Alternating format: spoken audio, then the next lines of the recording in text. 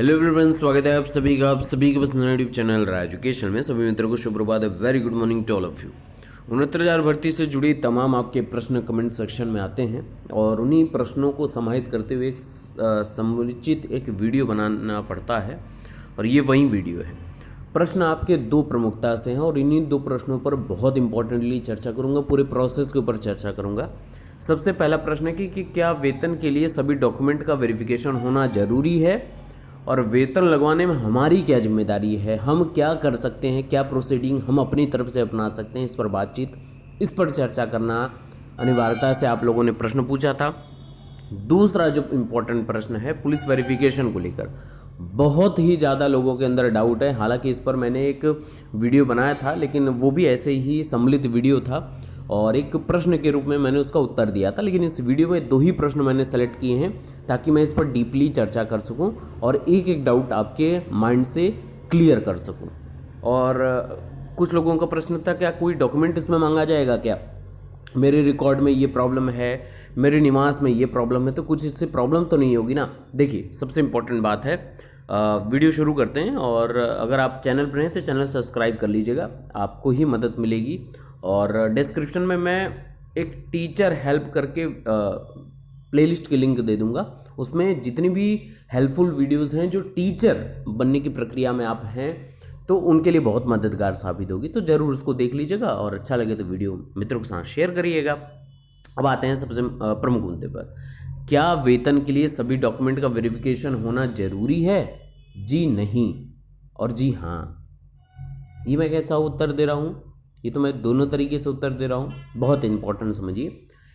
अगर वेतन इनको लगाने की मनसा है तत्काल प्रभाव से, जैसा समझ में आ रहा है कि अधिकतर बीएसएस चाहते हैं कि जितनी जल्दी हो सकता है नवनियुक्त शिक्षकों को वेतन लग जाए, ताकि जुलाई में जो इंक्रीमेंट लगेगा वो इंक्रीमेंट जल्द से जल्द उनके लिए लाभदायक हो जाए, है ना। तो उसी प्रोसेस में अधिकतर बीएसएस इस पर काम कर रहे हैं। और अगर मैं बताऊं वेतन वेरिफिकेशन के लिए सभी डॉक्यूमेंट का वेरिफिकेशन होना जरूरी है, तो जी मोटे मोटे तौर पर कहूँगा तो नहीं, 3 डॉक्यूमेंट से लेकर 5 डॉक्यूमेंट वेरीफाई होने चाहिए। इन 3 एकेडमिक डॉक्यूमेंट्स होता है। एकेडमिक डॉक्यूमेंट्स कौन कौन से?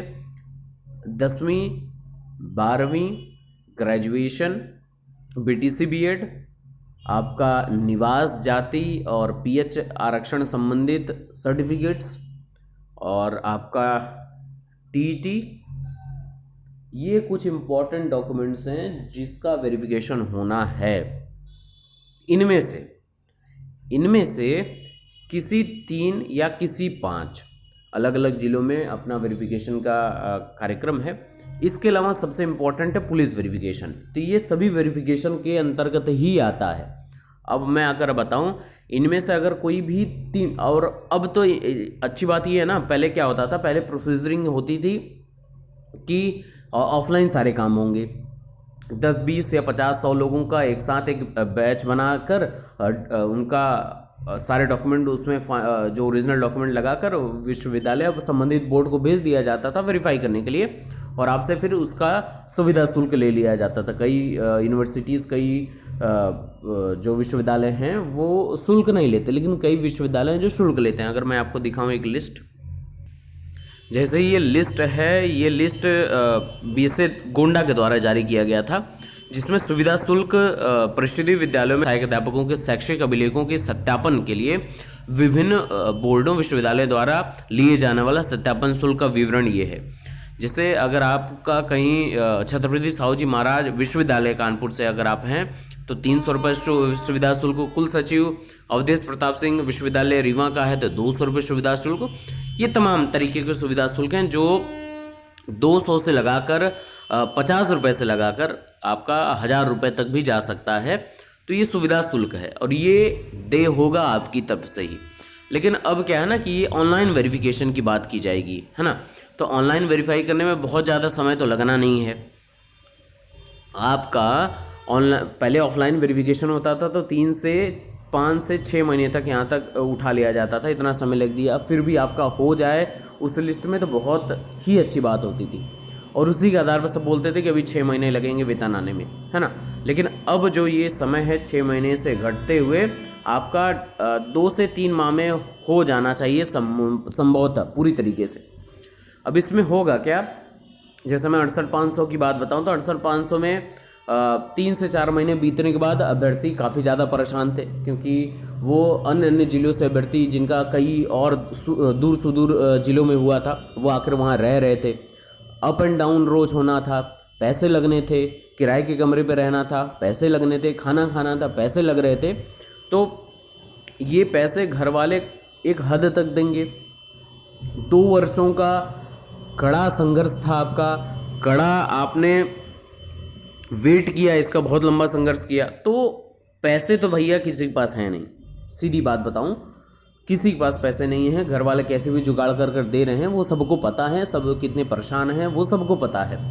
लेकिन इसके लिए एकजुट अगर आप हो जाएं तो एकजुटता से अपनी बात रख सकते हैं। हालांकि अधिकतर बीएसएस इस पर काम कर रहे हैं, और जिस प्रकार से आपको 1-2 जिलों का कानपुर का देखने को मिल गया होगा, 1-2 जिलों का और देखने को मिल गया है, तो तत्काल प्रभाव से वहाँ पर काम चल रहा है। और उसी की देखा देखी होता ना, देखी देखा पाप, देखी देखा पुण्य, उसी के अनुरूप अधिकतर बीएसएस इस पर काम करेंगे। और जल्द ही आपको नववर्ष में इसकी भी मंगल कामनाएं विज्ञप्ति के रूप में देखने को मिल जाएंगी। तो आपको यही करना है कि अपनी एकजुटता अगर आपकी बन पाती है तो रिस्क फैक्टर हर जगह है। अगर आप अकेले सोच रहे हैं जाकर बीएसएस से बात करें इस संबंध में, तो बहुत बड़ा रिस्क है। वो सीधे सीधे बोलेंगे कि सिर्फ और सिर्फ आपको तकलीफ है और किसी को तकलीफ नहीं है। तो एक जो भी काम करिए, आप अपने आप को फ्रंट में प्रदर्शित मत करिए। मेरा यही दरख्वास्त है, यही निवेदन है, यही विनती है, विनम्र निवेदन है आपसे। कभी भी अपने को हाईलाइटेड मूवमेंट में रखिएगा मत, क्योंकि ये विभाग है और विभाग में एक बार छवि सबके समक्ष प्रदर्शित हो जाती है तो उसको धुंधला करना बहुत ही मुश्किल होता है, खासकर अधिकारियों के समक्ष में। ठीक है ना, ये बात हुई। अब आते हैं दूसरी बात, और दूसरी बात है पुलिस वेरिफिकेशन। ये भी वेरिफिकेशन का एक अंग है, और ये भी अगर वेरिफिकेशन हो जाता है तो इसके बाद ही वेतन संभवतः लगना प्रारंभ होता है। पुलिस वेरिफिकेशन में अयोध्या का आपने देखा था, विज्ञप्ति जारी की गई थी काफ़ी दिनों पहले। और इस वेरिफिकेशन में देखिए संभवतः 2 चीज़ें प्रमुखता से होती हैं। पुलिस वेरिफिकेशन से एक आपका आईडी, आपका एड्रेस प्रूफ होता है, दूसरा आपके ऊपर कोई विसंगति तो नहीं है, आपके ऊपर कोई चार्जेस तो नहीं, कोई धाराएं तो नहीं है, उसी का आपको यहाँ वेरिफिकेशन होता है। तो क्या वो आपके पास आएंगे, आपको बुलाएंगे थाने, कुछ भी हो सकता है। कई अभ्यर्थियों ने कमेंट किया था कि सर मुझे थाने से फ़ोन आया है संबंधित जिले के जिसमें मेरा होम डिस्ट्रिक्ट है, और वहाँ वेरिफिकेशन की बात की जा रही है कि आप आ जाइए। कई अभ्यर्थियों ने कमेंट किया सर हमारे घर पे आए थे और वहाँ पर वेरीफाई करके वो गए हैं। तो अलग अलग जगह के अलग अलग नियम है। कई बार होगा कि आपके पास वो आएंगे ही नहीं ना, आपको बुलाएंगे, आपके आस पड़ोस से वो पूछकर वेरीफाई कर देंगे। और कई लोग होते हैं कि ज़्यादा मिलनसार होते हैं, तो आपके पास आएंगे, मिठाइयाँ खाएंगे, चले जाएंगे, है ना। तो ये है। हाँ, क्या इसमें कोई डॉक्यूमेंट लगेगा? जी नहीं, डॉक्यूमेंट लगता तो नहीं है, लेकिन अगर आपको आपके पास आए या आपको बुलाया जाए संबंधित थाने या सब स्टेशन पे, जिसको हम लोग चौकी बोलते हैं, तो वहाँ से आपको आपका आईडी प्रूफ मांग लिया जा सकता है कि एड्रेस प्रूफ के लिए। और फिर खर्चा पानी जो है, देखिए ये छिपाने वाली बात नहीं है, एकदम स्पष्ट बात है। कुछ खर्चा पानी, खुशी का माहौल है और आप भी पीछे नहीं हटेंगे। कुछ डर भी होता है, कुछ भय भी होता है, और कुछ हाँ ठीक है, खुशी के नाते सर एक्सेप्टेबल है। तो ये कुछ प्रोसेसेस हैं, बाकी परेशान किसी को नहीं होना है। पुलिस वेरिफिकेशन के नाम पे कोई अगर परेशान करता है तो ये औचित नहीं है, या अनुचित साधन का प्रयोग है, और इसके लिए प्रश्न चिन्ह होना अति आवश्यक है। बाकी उम्मीद यही है कि इन सभी चीज़ों के मामले में खुशी के माहौल में कोई परेशान तो करता नहीं है। हाँ, पैसे मांगे जा सकते हैं या मिठाई खाए जा सकते हैं, तो खिला दीजिए मिठाई। हाँ, याद रहे कि जिसको शुगर है उसको शुगर फ्री ही मिठाई खिलाएं, और परेशान बिल्कुल मत हों, खुश रहें। और जो भी आपके प्रश्न हो आप कमेंट करते रहें। हाँ, याद रखें परेशान नहीं होना है किसी को, और कहीं भी हाईलाइटेड मोमेंट के अंतर्गत नहीं आना है। कई अभ्यर्थी होते हैं कि हाईलाइटेड हो जाते हैं, फिर उसके बाद वो परेशान हो जाते हैं, अपने ही विद्यालय में परेशान हो जाते हैं, सीनियर्स उनसे काम कराना शुरू कर देते हैं, वो परेशान होने लगते हैं।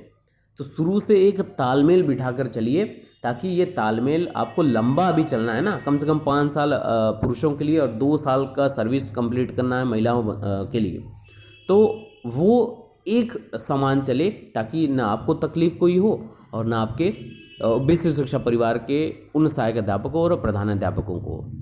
बाकी मस्त रहिए और उम्मीद यही है कि आप सभी के आने से बेसिक शिक्षा की तस्वीर बदलेगी नहीं, बहुत ही आगे बढ़ने वाली है, ये मुझे पूर्ण विश्वास है।